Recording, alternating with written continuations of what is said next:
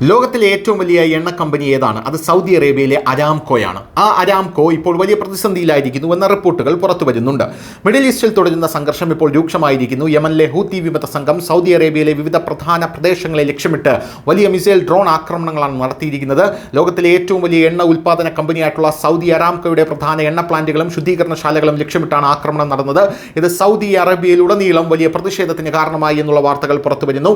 ലഭിച്ച വിവരങ്ങൾ അനുസരിച്ച് യമൻ അതിർത്തി അടുത്തുള്ള ജിസാനിലുള്ള അരാംകോ സൗകര്യങ്ങളും ചെങ്കടൽ തീരത്തെ വ്യാവസായിക നഗരമായിട്ടുള്ള യാൻബുവും ഒരേ സമയം ഒന്നിലധികം ബാലിസ്റ്റിക് മിസൈലുകളും സ്ഫോടക വസ്തു ഡ്രോണുകളും ഉപയോഗിച്ച് ആക്രമിച്ചു.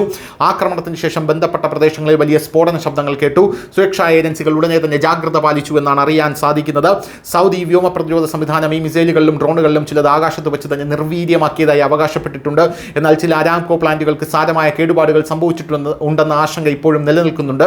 ലോക എണ്ണ വിതരണത്തിൽ സൗദി അരാംകോയുടെ പ്രാധാന്യം കണക്കിലെടുക്കുമ്പോൾ ഈ ആക്രമണത്തിന് ശേഷം അന്താരാഷ്ട്ര ക്രൂഡ് ഓയിൽ വിലയിലെ വർധനവും വിതരണ ശൃംഖലയിലെ തടസ്സവും സംബന്ധിച്ച് ഗുരുതരമായിട്ടുള്ള ആശങ്കകൾ തന്നെയാണ് ഇപ്പോൾ ഉയർന്നു വരുന്നത്. News desk news Malayalam.